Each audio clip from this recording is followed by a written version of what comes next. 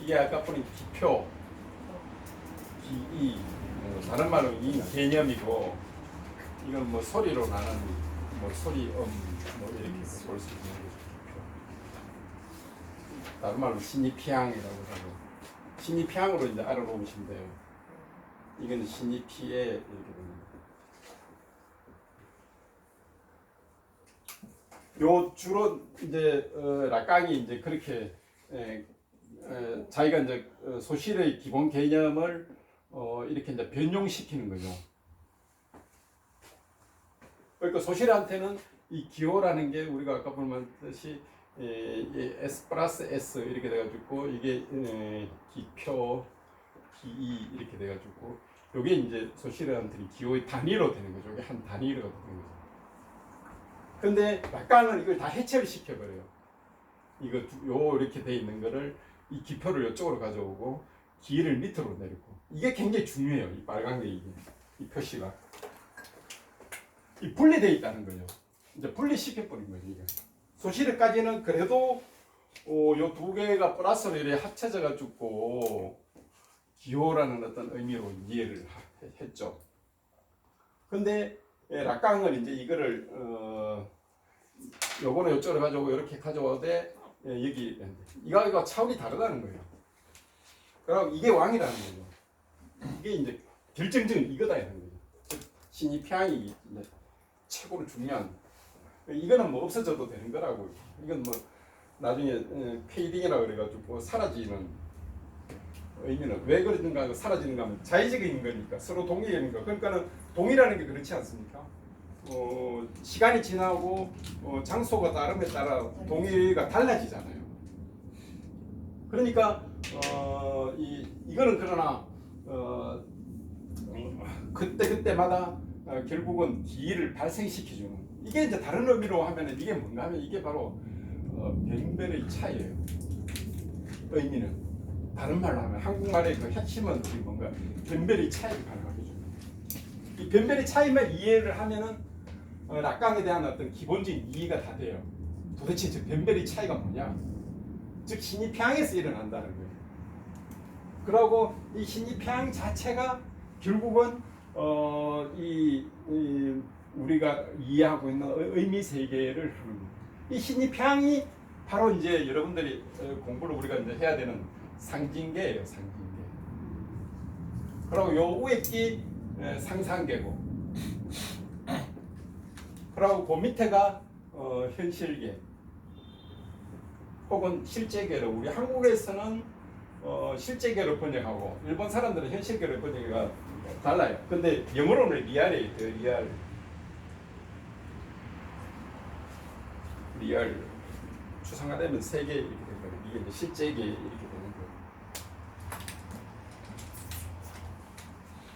그리고 도식적으로 이야기하면은 상상계에서는 자아가 발생이 되는 거고 여기가 여러분들이 잘 아는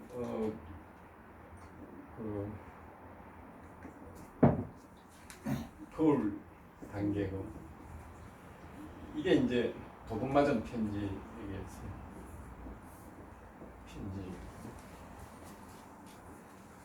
도식적으로 이걸 이제 우리가 집중적으로 이번 주 다음 주에 우리가 텍스트를 하면서 공부를 하는데 사상적으로는 락강이 상상계를 먼저 거울 단계를 이걸 해서 이 자아라는 거를 어떤 개념을 밝혀냈는데 여기서는 자아가 아니고 주체예요, 주체. 그러니까 이 자아하고 주체 개념을 굉장히 구분 정확하게 여러분들이 해야 돼요. 도식적으로는 지금 우리가 이걸 공부를 조금 같이 이제 공부를 하고 하는데 여러분들이 갖고 있는 텍스트는 주로 여기예요. 상징계 여기 도둑편지라는 그런데 그 뒤편에 우리가 가면은 이 겨울 단계가 오히려 뒤에 온다. 사상적으로는 이게 더 먼저인데 중요한 게 이게 먼저니까 상징계가 먼저니까 그 도둑맞은 편지를 에크리 앞에 제일 앞에 내세우고 그거를 넣기 위해서 그 출판업자하고 좀 티격을 많이 했대요. 그래서 락강 자신이 이 상징계를 강조하기 위해서 도둑맞은 편지를 제일 앞에 내라 이렇게 편집의 구성상 그 유래가 그렇게 돼 있대요. 그래서 상징계 자체는 사실은 락강이 가장 강조하고 싶고 그 우리 에크리 책의 앞을 차지해요. 그러나 그 사람이 사상적으로 이렇게 발전한 단계는 오히려 이 상상계에서부터 상징계에 이렇게 넘어가요. 이게 먼저 이렇게 돼요. 그리고 내용상으로도 상상계가 먼저 차지를 해요. 그래서 우리가 이제 상상계가 도대체 어떤 건가, 그걸 단계가 어떤 건가, 일반적인 기본 개념적인 걸 먼저 조금 다루고 세 번째나 네 번째에서 이제 우리가 이 텍스트를 보면서 이제 공부를 할 거예요. 그리고 강의 자체는 한 20분 내지 30분을 강의를 하고 한 20분, 30분을 텍스트 자체를 분석을 거기에 맞게끔 이렇게 분석해 나갈 생각이에요. 그거는 이제 다음부터 그렇게 진행을 해 나가고 오늘은 일단 전체 개론, 기본 개념 자체를 여러분들이 이제 조금 전체 개론적으로 어떻게 전개되고 있는가 그걸 조금 알아야 되는데 상상계에서의 자아하고 상징계에서의 어떤 그 주체 개념 요게 이제 넘어가는 때 여기 무슨 그걸 주로 이제 뭐 한거 오디퍼스 오디퍼스의 여기 극복이 이제 돼요. 이 전체는 결국은 무슨 이야기인가면 그 일본 사람이 지은 그 아주 쉬운 책이 하나 있어요. 여러분들도 이 책 한번 보시는 게 좋아요. 굉장히 쉽게 그리고 우리나라에서도 이게 아마 판에 20판이 나왔어요. 한 하루만 집중적으로 보면 이거 하루 볼 수 있어요. 하루 만에. 예, 굉장히 쉽게 쓰여 있어요. 그리고 이거 판도 하면 20판. 그러니까 저도 이거 하루 만에 읽었는데 여기 보면 이제 뭐 소시로도 좀 나오고 뭐 프로이드, 뭐 막스 이런 쪽으로도 쭉 나오는데 개론적 수준이에요. 그래서 우리는 아마 이 수준을 훨씬 넘었을 거예요. 그러나 개론적 차원에서는 굉장히 기본 개념 찾기 들어가는데 굉장히 좋은데 이 사람 결국은 하는 하는 사람이 던지는 메시지는 락강에 대한 메시지는 결국은 뭔가 하면은 좀 성숙한 어른이 되는 게 락강이 갖고 있는 사상의 핵심이래요. 성숙한 어른. 근데 그 말을 곰곰이 보면 실제 그래요. 여기 이 상상계에서는 아직도 그 자아의 결합 자체가 굉장히 어머니의 어떤 그와의 어떤 그 일치가 굉장히 불완전한 단계에서의 어떤 건데 이 상징계에 들어가면서 아버지의 이름을 통해서 비로소 이 주체 개념이 탄생이 돼요. 그래서 이 자아하고 주체 개념이 다른 것을 여러분들이 이제 좀 명료하게 이해를 해야 되고 결국은 저 사람이 하는 이야기는 락강이 던지고 싶은 메시지는 성숙한 어른이 되는 것. 그게 락강이 하고 싶은 말이래요. 근데 그 말을 곰곰이 또 락강을 이래 생각을 이래 해보면은 생산계, 상징계에서 넘어가서 뭐 이런 거 보면은 일부 어느 정도 수긍이 가는 그런 어떤 말이에요. 성숙한 어른. 뭔가 하면 여기서 그게 이제 이루어져요. 성숙한 어른이. 이 거울 단계에서는 아직도 자아가 동일시하는 그 과정 자체가 굉장히 불완전한 관계거든요. 이게 동일시가 이제 여기서 두 가지가 일어나는데 여기 있어도 동일시가 일어나서 자아가 탄생이 되고 여기 있어도 동일시가 일어나서 주체가 탄생이 돼요. 이 동일시라는 건 무슨 말인가 하면은 그 자기 이게 내다 하는 어떤 그런 생각이죠. 근데 이 거울 단계에서의 어떤 거에 일어나는 그 자아에서는 끊임없이 이 타자의 어떤 이미지, 우리가 거울이라는 게 그렇지 않습니까? 이게 이제 단계를 이렇게 이제 그 락강이 설명하는데 어린아이 단계에서 어린아이가 생후 6개월에서 18개월 정도 사이에 그 거울을 통해서 거울에 나타나는 어떤 그 이미지를 통해서 이제 자기 엄마도 이렇게 이제 같이 이렇게 그림을 통해서 자기의 어떤 그 자아가 이게 이제 내구나.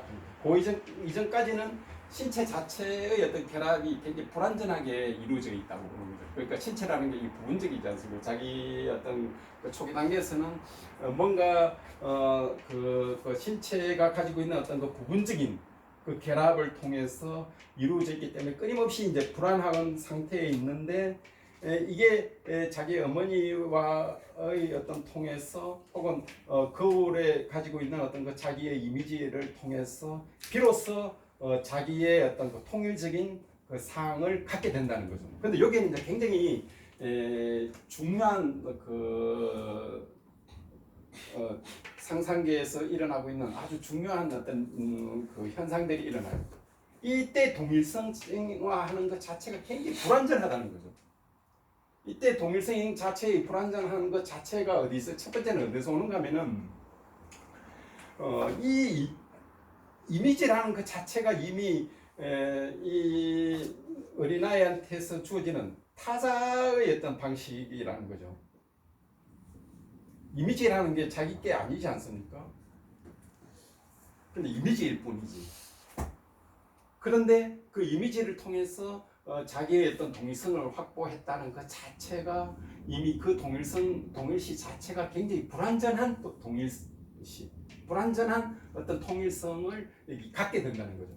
이게 바로 이제 굉장히 근원적으로 문제점이 상상계에서 일어나는 굉장히 문제점이라는 거죠. 그러니까 분명히 그 이미지를 통해서 저게 내라는 그 자기의 어떤 그 신체적인 어떤 그 불완전한 어떤 그 불완전성에서 비로소 안정적일 것처럼 보이는 통일성을 즉 동일성을 확보를 했는데 그 동일시 자체가 근원적으로는 타자 즉 이미지로부터 오니까 그 동일시 자체가 굉장히 불완전할 수밖에 없다는 전이론적 근원적인 문제가 여기 내재되어 있는 거죠. 이 불안한 어떤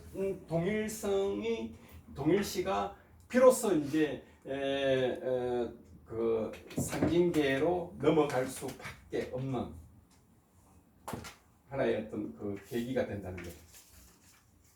보통은 우리가 이제 보통 이 심리적인 어떤 그 현상을 설명할 때 동물하고 인간하고 그렇게 좀 다르대요. 실제 저도 이제 그 실험 자체를 한번 보고 싶었었는데 그 자료를 제가 그냥 보통 원숭이나 이런 동물들은 그 거울에 나타나는 거에 대해서 그렇게 뭐 이렇게 그 감격해하기나 아니면 그게 환희를 못 느낀대요. 한 번쯤 보고 나머지 뒤로 돌아가 보고 뭐 이렇게 하다가 자기 그게 뒤에 실물이 없다는 걸 보고 곧 포기를 하는데 인간 존재는 아주 특이하대요. 즉 그 이미지가 곧 바로 자기 자신임을 알아보는 혹은 그걸 하나의 일종의 그 환희의 어떤 놀이의 어떤 그 유희의 어떤 대상으로 삼을 정도로 인간은 여기에 특이한 어떤 반응을 일으킨다는 거예요. 이거를 이제 락강이 자기의 어떤 그 철학, 자기의 어떤 사유의 어떤 그 해석의 어떤 그 출발점으로 삼죠. 여기서 이제 일어나고 있는 이 이미지의 어떤 그 동일시 자체가 유아 단계에서 일어나는 즉 자아의 어떤 그 발생이고 이 자아 발생의 어떤 기원이 여기서 일어나는데 이때 자아가 일어나고 있는 것이 근원적으로는 상징계의 차원에서 보면은 이 불완전한 어떤 자아인데 철학은 혼돈했다는 거죠. 심리학이나 철학은 여기가 이제 굉장히 우리가 이제 논의를 할 수 있고 논점을 많이 이제 제기를 할 수 있는 건데 라칸의 입장에서는 일반 심리학이나 혹은 철학은 이 단계에 머물러 있다는 거죠. 그러니까 철학에서 말하는 자아는 사실은 락강의 입장에서 보면 거울 단계에서 일어나고 있는 상상계에서의 어떤 자아의 단계에 불과하다는 거죠. 즉 데카르타의 자아라는 게 이 단계에 있는 자아에 불과한 거고 심리학에서 말하고 있는 것 자아도 이 단계에서 있는 자아에 불과하다는 거죠. 이 단계에서의 자아는 근원적으로는 이 자아가 타자를 그 모범으로 삼아서 만들어진 자아이기 때문에 끊임없이 여기에는 나, 너라든지 혹은 자아하고 타자의 어떤 문제가 끊임없이 이게 지금 서로 문제가 되는 나라고 했을 때 그 나가 아닌 게 왜냐하면은 그 타자 이미지를 통해서 나라고 했기 때문에 나일 수 없던 그런 식의 어떤 논점이 계속 여기 순환되어질 수밖에 없는 어떤 게 바로 이 자아라는 거죠. 그리고 철학에서나 신약에서는 계속 이 자아 여기에만 지금 머물러 있다는 거죠. 이거를 이제 주체 개념으로 넘어가는, 즉 상징계로 넘어가야 되는, 여기서야 비로소 이제 진정한 의미에서의 어떤 그 주체가 이루어지고 있고, 사실은 라깡이 말하고 있는 어떤 그 주체 개념은 이 상징계 속에서의 어떤 그 주체라는 거죠.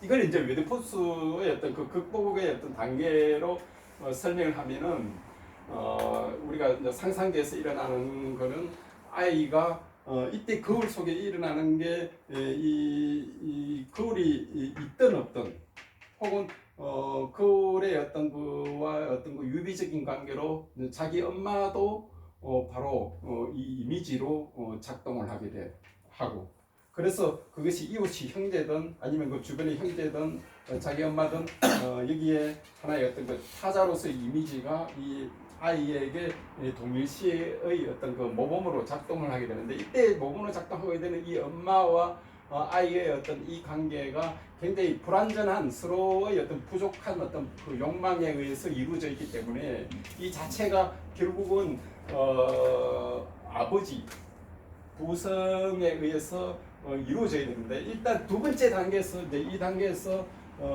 그 엄마가 상징적인 아버지를 대입을 한다는 거죠. 상징적인 아버지를 대입한다는 말은 무슨 말인가 하면은 그 자기 아버지의 어떤 그 역할이라든지 아니면 아버지를 빗대어서 어떤 아이를 통해서 자꾸 억제를 함으로써 아이가 결국은 뭐를 깨닫는가 하면은 어머니로부터 아버지한테로 넘어가는 단계를 이 욕망의 어떤 그 불충분 속에서 깨닫게 된다는 거죠. 제가 지금 언어로 이렇게 이야기하는데 조금 여러분들이 이해를 할지 모르겠어요. 이해가 됩니까? 예.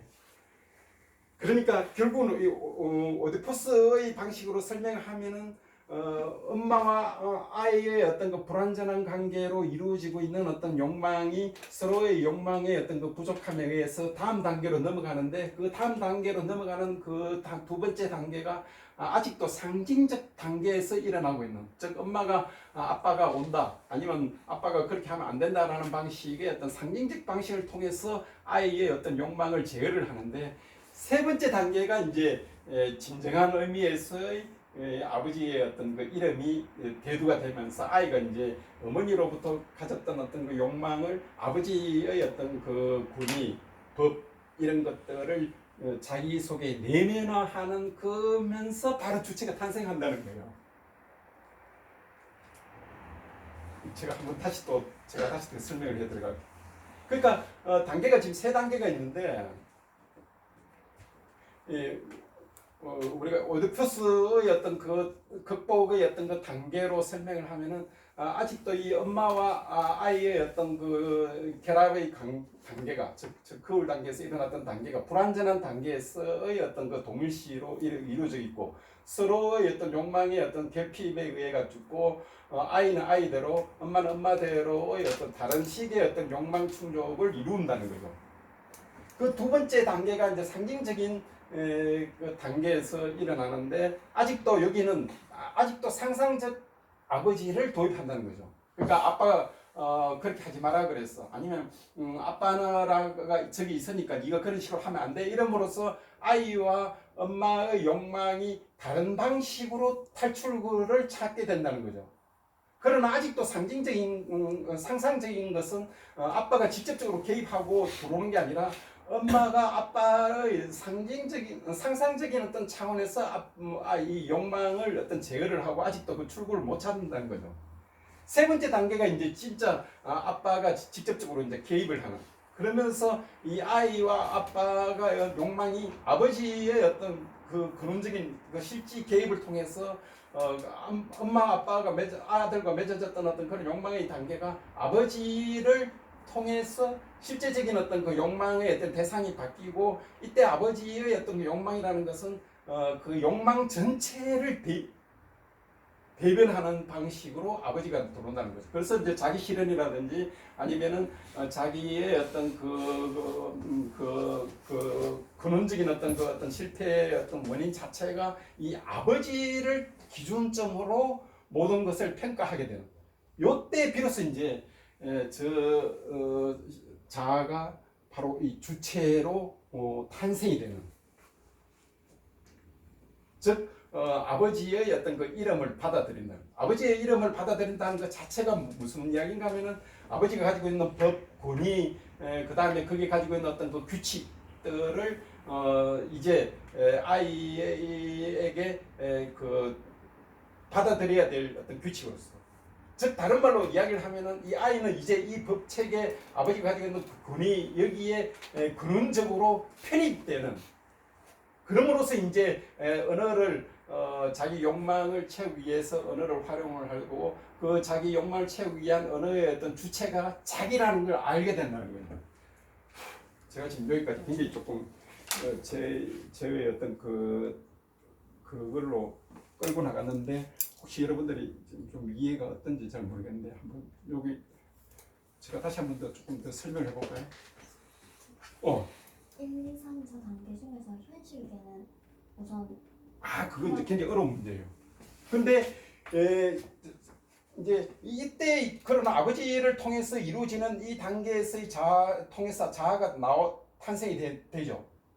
내가 이제 언어를 통해서 내 언어를 사용함으로써 내 욕망을 충족시킬 수 있다는 걸 아는데, 근데 이 전체가 아직 전부 다 이루어지는 게 뭔가 하면 언어로의 차원에서 이루어지니까 이때 나도 다른 사람의 언어, 다른 이로 대치가 될 수 있다는 거죠. 굉장히 그 중요한 이야기인데 제가 이럴 것 같아요.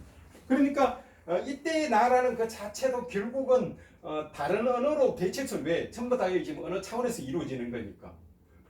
이때의 나라는 그 자체도 궁극적으로는 근원적인 자아는 아니라는 거죠.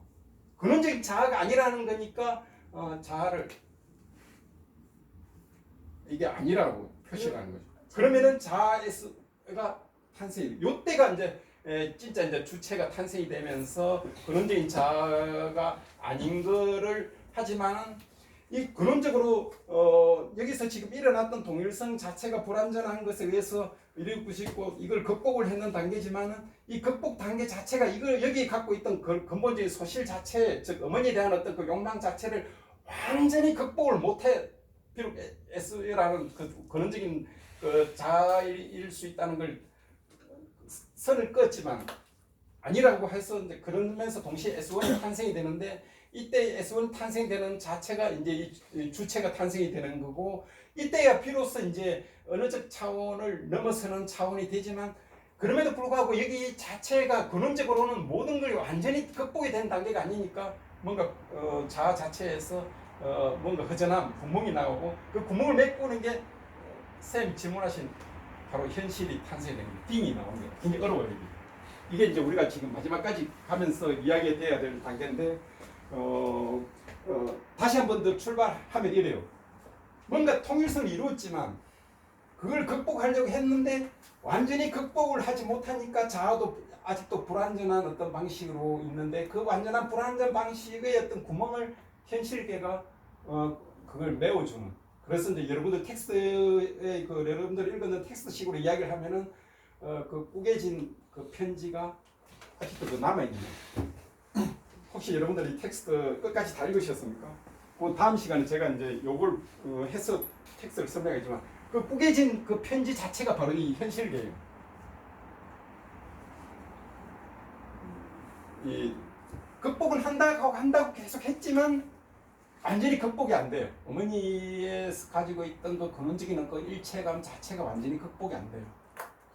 단지 언어화를 통해서 극복을 했고 현실적으로 그걸 극복했다라고 믿지만 뭔가 구멍이 뚫려 있는 그 구멍을 메꾸고 있는 것들이 현실계인데 그 현실계가 바로 여러분들 그 텍스트에서는 꾸겨진 편지예요.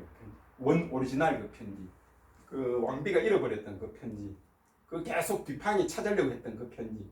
그 내용은 모르지만 그 편지의 어떤 형식이 현실로서 뭔가 구멍을 메꿔주고 있는 자아가 구멍이 계속 좀 조금씩 나 있으니까 그게 바로 현실이에요. 그래서 이 현실계라는 거는 상상계나 상징계가 극복할 수 없는 그런 거. 이거는 다른 말로 이제 비유를 하면 이런 거예요, 여러분들. 비유를 해서 설명을 하면은 여러분들 그 차이 이해할 수 없는 어떤 차이 같은 걸 왜 느끼지 않습니까? 논리가 없는, 그럼에도 그걸 받아들일 수밖에 없는. 그러면 우리의 심적 상태는 계속 뭔가 공허한 구멍이 나 있죠. 그 구멍이 나 있는 게 바로 현실이에요. 이해할 수 없는 어떤 언어로도 뭔가 우리가 나라는 것, 뭐 어떤 걸 하지만 뭔가 어떤 식으로 극복을 하고 대화를 하고 했지만 그럼에도 뭔가 언어화로 그 이해할 수 없는 어떤 뭔가가 마지막까지 남아있는 그게 바로 현실이에요. 그러고 여러분들 그 텍스트에서 다음 시간에 제가 분석을 해드리겠지만 바로 그게 구겨진 편지의 오리지널 왕비가 잃어버리고 대신에 훔치고 그런 다음에 디팡이 찾아낸 그 편지가 바로 현실의 그거예요. 이거를 이제 다음 시간에는 그 텍스트를 이 설명에 비추어서 왜 이 기호로 작동을 하는지, 그런 다음에 신입향, 신입희애 뭐 이거로 하는지를 편지의 어떤 그거를 위주로 제가 이제 좀 분석을 했고 텍스트 위주로 제가 좀 다음 시간 분석을 일단 전체의 어떤 의미는 이런 거예요. 여기는 이 현실의 어떤 이 의미는 아까 선생님 질문하신 그 현실계라는 자체는 노자의 어떤 그걸 제가 비유를 하면 아무리 우리가 도를 뭐라고 이야기를 한다 해도 그 도가 언어로 표출될 수 없는 어떤 방식으로 도는 남을 수밖에 없는 거예요. 그럴 때 우리가 도가 뭔가 어떤 미지의 어떤 뭐로 남아있듯이, 즉 완전히 될 수 없는 뭐로 남아있듯이, 그럼에도 뭔가 거기에 대해서 뭔가를 자꾸 이야기하고 뭐다라고 할 수밖에 하지만 그거는 전부 다 상상계나 상징계에서 일어나는 거고, 그 현실계는 뭔가 그걸로서 계속 남아있는 그런 의미에서 우리가 비유로 이야기할 수 있어요. 예. 다음 시간 좀 더 이 이야기를 그 도둑맞은 편지를 중심으로 분석을 다시 좀 더 정확하게 좀 더 분석을 우리가 이걸 조금 해볼 수 있어요. 예, 쌤, 좀 우선 제가 개략적으로 대충 이렇게 이야기했는데 그 질문 조금 제가 받고